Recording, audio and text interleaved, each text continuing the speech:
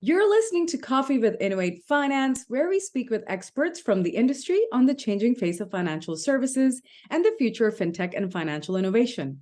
I am Rashi Pandey, Head of Membership and Growth, and I'm very pleased to welcome Tom Bowden, who's the Strategic Partnerships Lead at Br-dge. So, Br-dge are on a mission to shift power and control back to merchants, utilizing payment orchestration to empower merchants to innovate, scale, and adapt. So thank you so much for joining us today, Tom. No problem. Great to be here. It is great to meet you indeed. So can you tell us a bit more about your role at Br-dge and your background? Sure. Yeah. So my background is largely in payments. I previously spent quite a bit of time at Visa, so obviously the world's largest payment scheme. So I started on their talent program many years ago. Fresh out of school, actually. So I joined when I was just 18, went through that program, and ultimately spent many years moving through the Visa business, working in different locations around the world, the UK, the USA, spent a long stint in the Irish market as well, focusing on all sides of the kind of fintech ecosystem. So from issuing all the way through to merchant and acquiring. At the end, I ended up in a kind of new team for Visa, a new area of focus, which was looking at something called orchestration platforms. This was totally new, at least in the UK market for Visa. And it was an increasing trend that we were seeing in the market cropping up. You know, merchants were talking about it, acquiring partners were talking about it. And as the focus increasingly grew on the checkout space, the merchant checkout experience, we decided that we needed to start up a team to look at it. So I was one of the first members to kind of take that role, looking at orchestrators in the UK and I market, and really starting to understand them, work with them. And through that, I basically grew a huge interest in the space. And the more I heard it talked about, the more I kind of thought this is the future of merchant payments. And that led me to look at how I could actually move into the orchestration space myself. I was also looking at kind of downscaling the size of company I work for. I'd spent a lot of time in a corporate environment, in order to learn and kind of push myself. Really wanted to work in a fintech environment, a kind of small fintech. And so I came across Br-dge. It wasn't actually one of the clients I was looking after, but I really liked Br-dge because they were a little bit smaller, a little bit early in their journey. And I thought the leadership team, as I went through that process, were fantastic and really kind of shared that vision that I had for orchestration. At that point, Br-dge had a lot of technical connections, which I can talk more about, but didn't really have any kind of relationships with those technical connections. And I identified there was an opportunity there to form a partnerships function. I'd seen it done really successfully in some of Br-dge's competitors. And so it came at a really good time for both myself and Br-dge, I think. And so I joined to lead partnerships. So I've been in the company since December of 21, and I've been working since to kind of build up that partnership strategy and really start to solidify and deliver on those partnerships themselves. You know what I was going to say, Tom? There's excitement in your voice, which I absolutely love. Just to tell you, I come from a payments background as well, actually, very much in the smaller fintech space as well, especially, during the nascent days in London when people didn't even know what fintech stood for, being there very long now. I'm pretty much a rock. But anyway, thank you so much for sharing that with us. Can you tell us a bit more about Br-dge? I mean, you mentioned partnerships, you mentioned orchestration quite a few times as well. So what was the original idea behind Br-dge? So Br-dge is really formed out of a number of kind of ideas that came from our leadership team now, who were working for merchants or merchant platforms at the time. And what they were observing, as well as others in the market, was that merchants were very much at the mercy almost of gateways, acquirers, and all these payment options that exist today. They need to have them to accept payments. There's an increasing number of them, but really they had very little control once they integrated. And it was a lot of work to integrate into them. And as a merchant, it's very hard to turn around to some of these payment partners and say, look, the offering I'm getting is not up to scratch, or I'm looking at this new innovation in the market, but you don't have it, and then do anything about it, because it requires huge tech resource, but it also requires a constant kind of look at the market to say what is going on. This, as well as I do, that the market is developing at huge pace. And therefore, from a merchant perspective, many of whom who don't actually have payment functions or teams who are so, focused on this. A lot of that is often managed within finance, for example. They really, can't actually focus on this stuff. And so the idea is that Br-dge puts that power and control back into the merchant's hands by giving them access to one single integration into the Br-dge platform. And what we then do is we give them the option to integrate into over 200 acquirers, 100 PSPs, over 300 alternative payment methods, where we've already done the integration work, and all they need to do is ultimately switch it on or off, and put in controls around that, which really, again, puts that power back into their hands. Now, not only does that give them more leverage than they would have had before, but it also means that they can really stay ahead of the curve in terms of what's happening in the payment industry.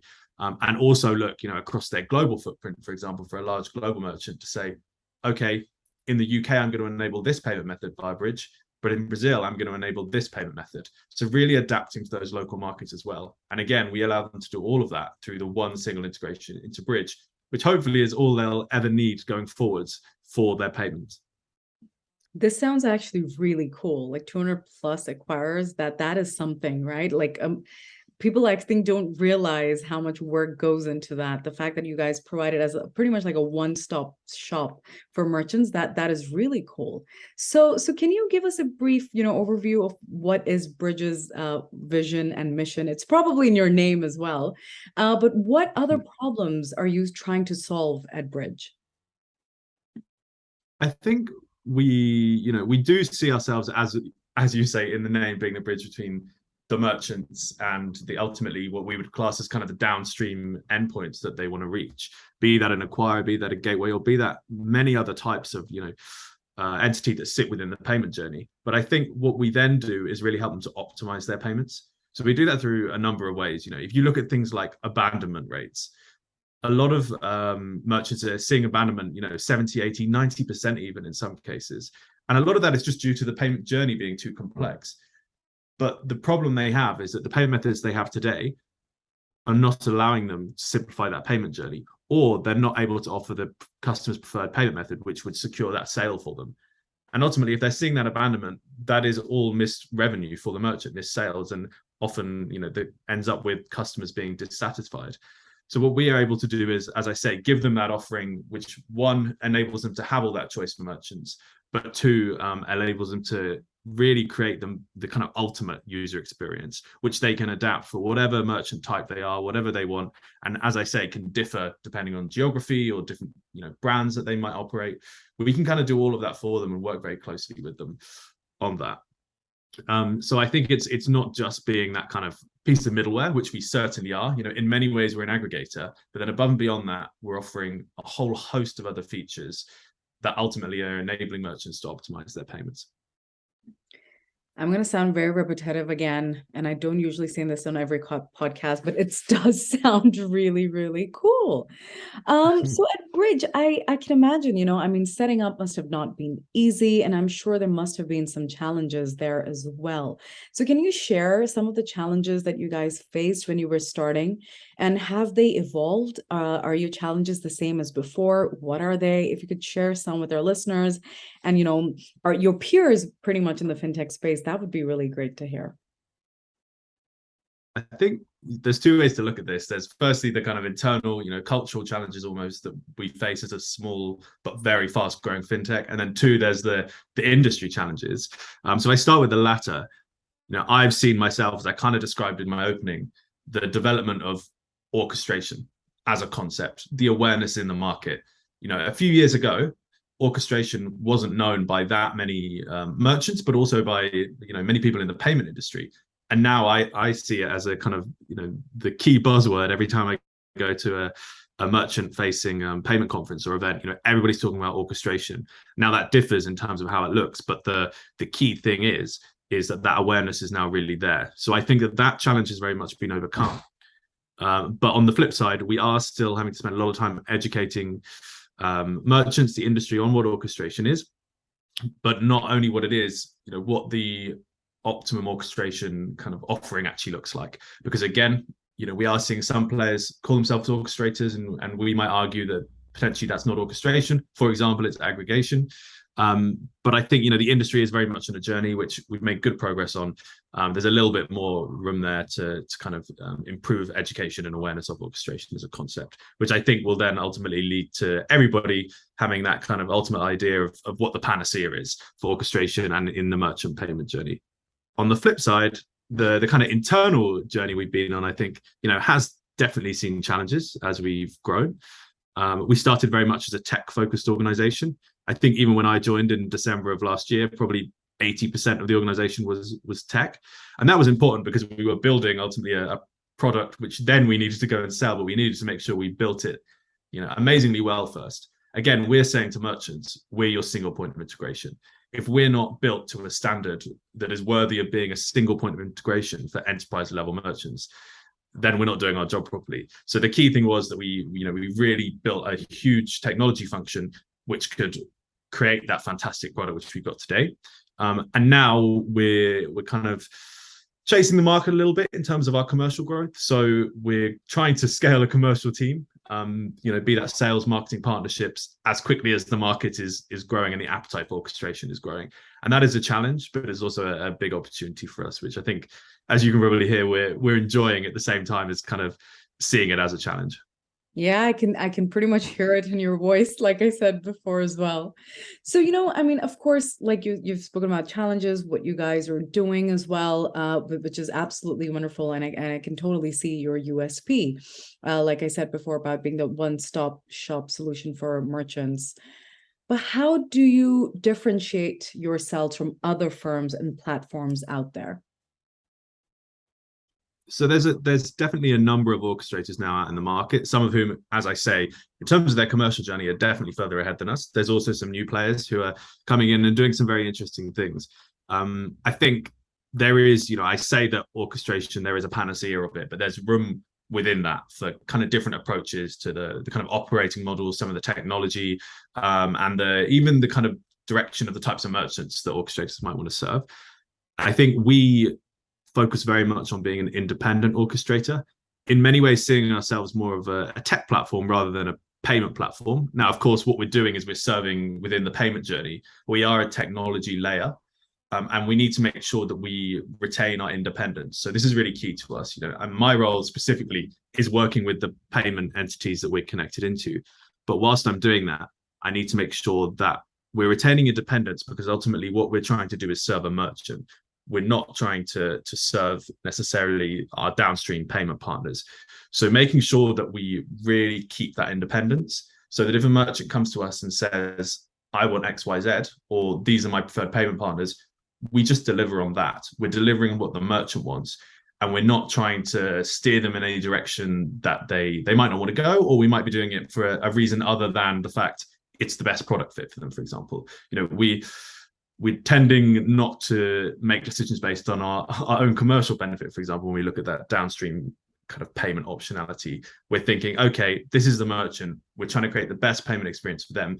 Therefore, we need to be independent and make sure that we can offer them the best option in the most independent way for them. And I think that keeping that core to our offering, both in terms of our product platform, but also to our commercial approach, is a real differentiator and something that is talked about all the time by our leadership team, and I believe will continue to be going forward. Thank you for being very honest about this, by the way. I really do appreciate that. No worries. Yeah. Moving on to, well, how do I say this? What we're living with right now, the cost of living crisis. How do you think open banking and buy now, pay later crossover? Yeah, this is a really interesting one. So we're doing a lot of work in terms of looking at partnerships in both spaces. Yeah. As I said, we kind of got to be trying to keep ahead of the curve in terms of the payment trends. Both of these are huge payment trends, and obviously they're especially buy now, pay later is fairly mature in the market now. Open banking is a little bit newer, but we're starting to really see it take off. So we're doing a lot of work with partners in this space, and it's a really interesting one to think about, because I think there's a little bit of risk there in terms of the cost of living crisis and the situation that we're in, but also a whole lot of opportunity. And actually, the question is great, because when you think about combining these two products, that opportunity is almost realized in my mind. So on one hand, you take buy now, pay later, and what that's offering is flexibility. And we know that in times where people are struggling, having payment flexibility is really important because it allows them to better manage their payment options. I take issue sometimes with the way that buy now, pay later is presented as kind of unsecured, unregulated lending. And I'm not saying that there aren't aspects of that, but on the flip side, there's a real benefit to consumers in terms of predictability of payments coming up, whilst not having to make one large outlay at the start. Traditional credit was entirely based on that premise, creating manageable payment options for people. Therefore, buy now, pay later should in many ways be seen as that same thing. Now, where open banking comes into this is when we look at decisioning around that credit.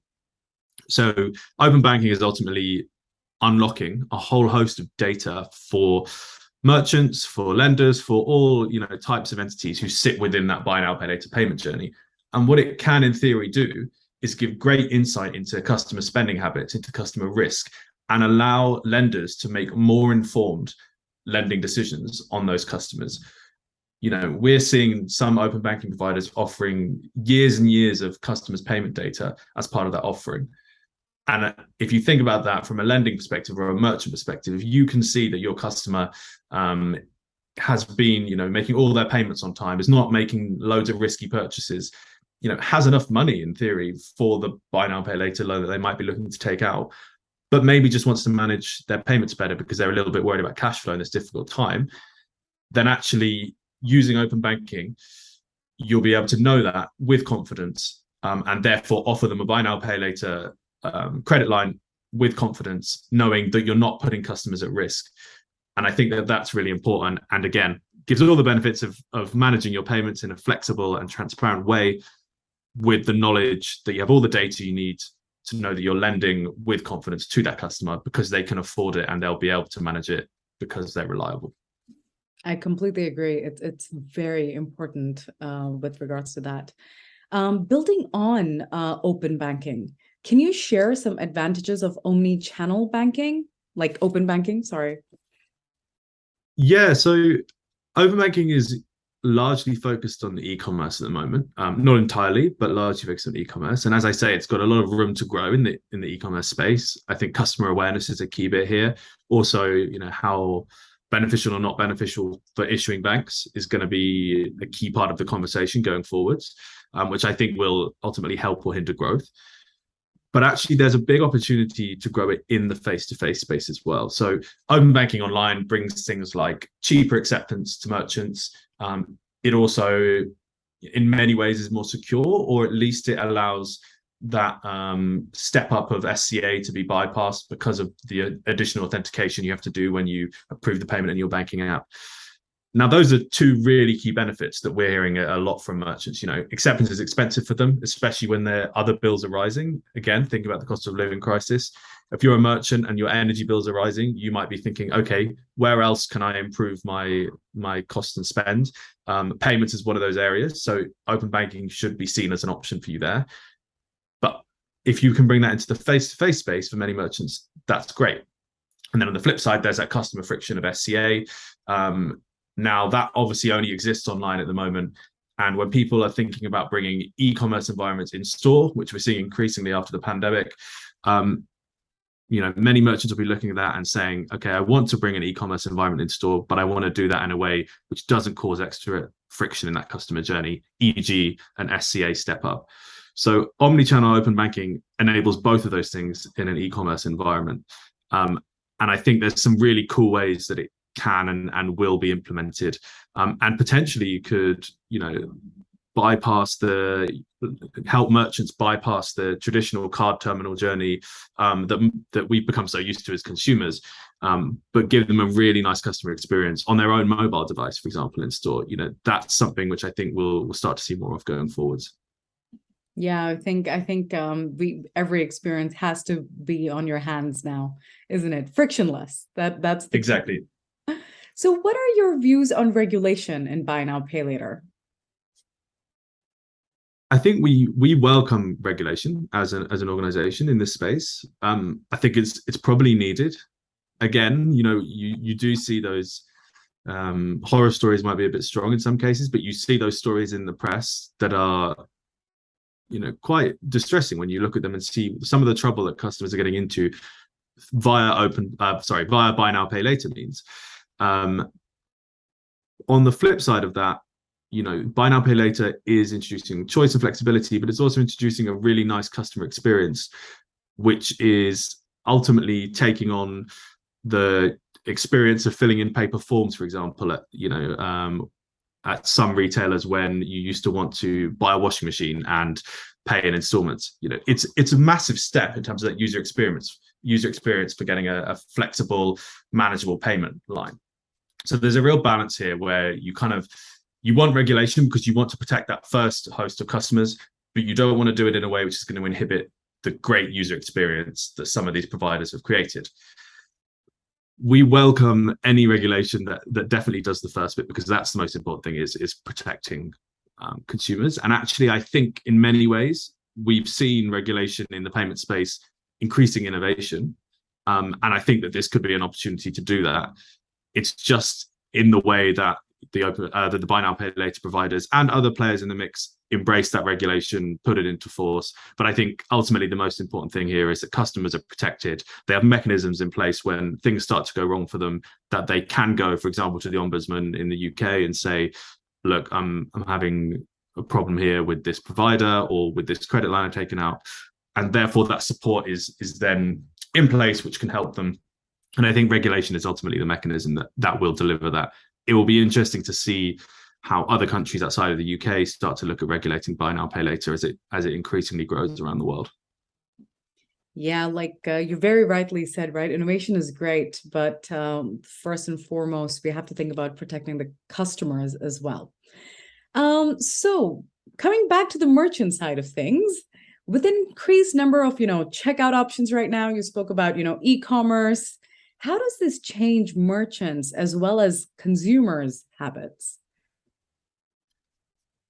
Traditionally, cards have been, the large payment option that most merchants have offered. You'll often find alternative payment methods were listed secondary to cards in the payment journey. I think we're now starting to see that shift. And I think in some cases, cards will become secondary to other payment options for a whole multitude of reasons, be that cost, be that customer preference. And again, when you look at certain countries in the world, for example, some of the Nordic countries or some of the Latin America countries, alternative payment methods are the norm. And they offer a really nice user experience, which does bypass that traditional card journey. On the flip side, I certainly think there's, the card journey is still really important. And a lot of alternative payment methods actually have a card journey baked within them, which again is really important, but can improve upon that traditional card offering. We almost see this being verticalized in some senses, or at least we see certain trends with merchant types. For example, you could take luxury retailers. For some of them, the most important thing is making sure that their payment journey matches their product offering. They're selling luxury goods to potentially more wealthy demographics, and therefore they need a payment journey which matches that. So they want to retain that relationship with the customer, and they want it to look like a kind of valuable high-end payment journey. Therefore, they're not going to do what, for example, JD Sports has done in the UK and have, 5 to 10 payment options, a kind of rainbow in the checkout. But on the flip side, some merchants want to offer that consumer choice because the demographic of customers that they serve or their brand sits really well with having 10 different payment options. And ultimately, they don't mind how they get paid as long as they do get paid. And therefore, the more payment methods they have, the more options there are for customers. And therefore, it's more likely that a customer will have their preferred payment method in checkout, therefore potentially increasing conversion. The other interesting thing we're seeing in this space is the kind of monetization of the checkout space. So certain merchants are now looking at their checkout space as a space where they can sell part of their checkout almost to the highest bidder in terms of payment methods. Alternative payment method one could offer them some money, and they could turn around and go to alternative payment method two and say, alternative payment method one has offered us this. What do you think about paying us more to be higher up the checkout space? And from a merchant perspective, that's a really nice revenue stream. So it's all about monetizing their payments. And then via the Br-dge platform, they can easily shift that preference order. They can easily shift volume between providers. So we enable, again, that kind of optimization, but also increase revenue for merchants, which is really important, especially coming out of the pandemic for a lot of merchants. So am I right in saying this? So as a consumer, and this is a totally personal opinion, but when I go to an e-commerce website now and I do see several payment options, it kind of gives me a bit more trust with the e-commerce site. Is it true or false? We do see that. Right? Trust Yeah. is certainly built around that. I mean, there's even other studies, for example, when you just look at card payments, for example, that show if you can show the card art, so an image of a kind of average Lloyd's card next to your Lloyd's card number when you type it in, that actually builds trust as well. It's a really Yeah. interesting thing when you look at what builds that trust within the customer checkout space. The one thing I would say is that we're working with a number of merchants who have very old, hosted checkout pages from their gateways. And they do find that some customers, especially if they're spending a lot of money, will look at that and say, I am not going to risk spending my money through this page because it doesn't necessarily, one, reflect the brand of the merchant that I'm spending on. But two, potentially doesn't look legitimate. There's a lot of nervousness in certain parts of consumer groups where they are seeing a lot in the news about fraud and scams and all that kind of stuff. So even just having a nice branded checkout page, as you say, with recognizable payment options, with potentially card art, all those kind of things, just build that trust, which again increases conversion for a merchant, reduces abandonment, and therefore increases sales overall. No, I completely agree. I mean, I'm a marketer by background, so loyalty and trust is a big one. So, we're just about wrapping up now. So before I let you go, are there any other success stories at Br-dge that you could share with us, which is like, public knowledge? One of the key things that we do, which I haven't mentioned, is around resilience. So this is really simple, but it's actually really, really effective.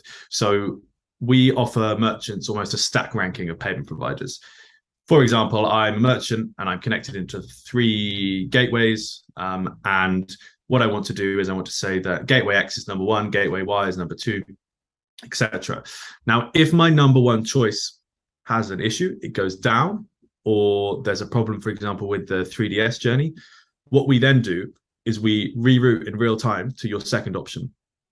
From a consumer perspective, I have no idea this is happening, but ultimately it's more likely that my transaction will be approved because we have retried on behalf of the merchant with the secondary provider. Now, the reason I bring this up is because one of our merchants, First Group, a large transit operator in the UK, we're seeing 6% of their transactions via the kind of volume that goes via our platform, at least, being declined because of a problem with 3DS in one of their payment journeys. So that's 6% of their spend via Br-dge that was not going to succeed, and that was on no fault of their own, no fault of our own. It was down to that gateway journey. And was just an honest technical issue, actually, it turned out.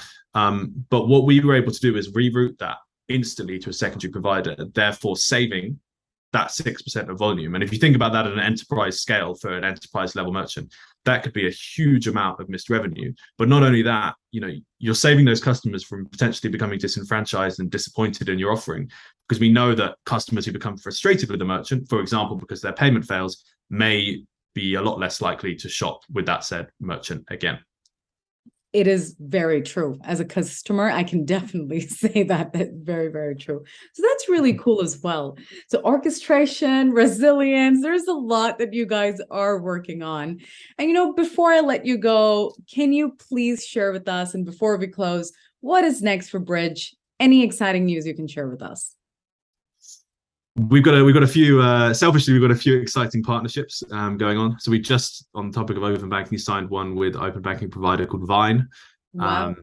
We've got a great partnership going with those guys. They have an amazing customer experience. When we were looking for open banking providers to onboard to our platform, we were really looking at the user experience, and theirs is fantastic. So we're really excited about kind of taking that up and pushing it forward.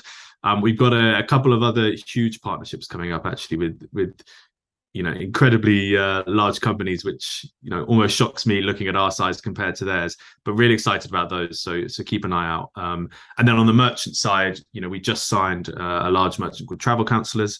They're a large travel operator in the UK and across some of Europe. And I'm really excited to see, that project come into fruition, see what we can do with them, and then also looking forward, to those other merchants in our pipeline, what fantastic innovation we can bring.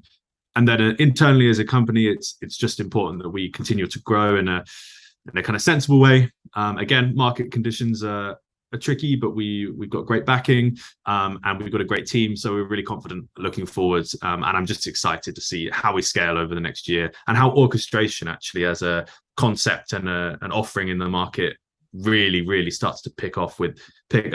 I mean, with some huge merchant brands. Some of the merchant brands that we've seen thinking about orchestration are mind-blowing and really exciting. Tom, thank you so very much. And I'm so glad that we've ended on such a positive note. Thank you for your excitement. Your enthusiasm shows for Br-dge. And you know what? More power to you and the team at Br-dge. Thank you. Thank you very much. I've really enjoyed the conversation. Likewise. And to all our listeners, if you want to know who Br-dge has partnered with sooner rather than later, please do tune into Coffee with Innovate Finance for more upcoming episodes, and follow us on Twitter and LinkedIn for more, not only our programs and events as well, but our member news, including Br-dge's future partnerships as well.